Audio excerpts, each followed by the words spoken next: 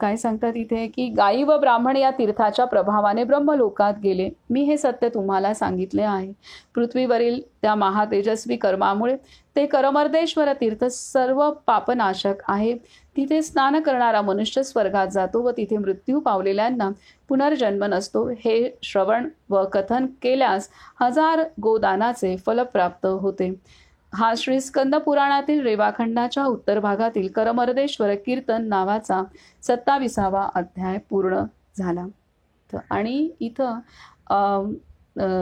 त्यांनी दिलेलं आहे की हे जो श्रवण करेल, पठन करेल, कथन करेल त्यांना 1000 गोदानाचे फल प्राप्त होते, हेही दिलेलं आहे. प्रत्येक अध्यायाचं केवळ स्मरण पठन केलं किंवा श्रवण केलं तरी सुद्धा किती पुण्यदायी आहे हे प्रत्येक अध्यायाच्या इथं दिलेलं आहे.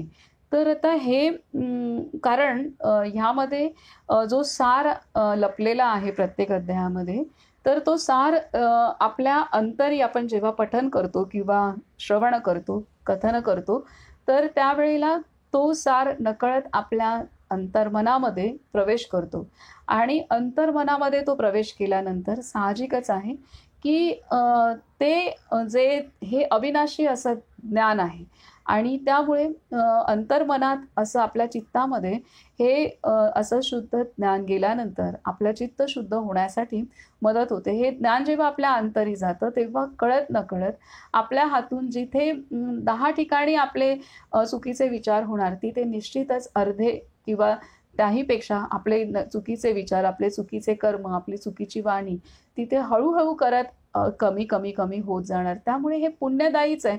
जे आपण श्रवण करू, पठन करू, कथन करू, स्मरण करू, हे सर्व आपणाला हे पुण्यदायी आहे. त्यात असं कुठेही असं त्यामध्ये असं पूर्णतः सत्य आहे आणि अनुभवाचं शास्त्र आहे.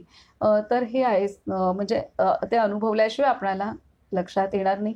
कधी कुठली वाचलेली, ऐकलेली गोष्ट, श्रवण केलेली गोष्ट आपणाला कधी कुठल्या प्रसंगी उपयोगी येईल हे काही आपण सांगू नाही शकत.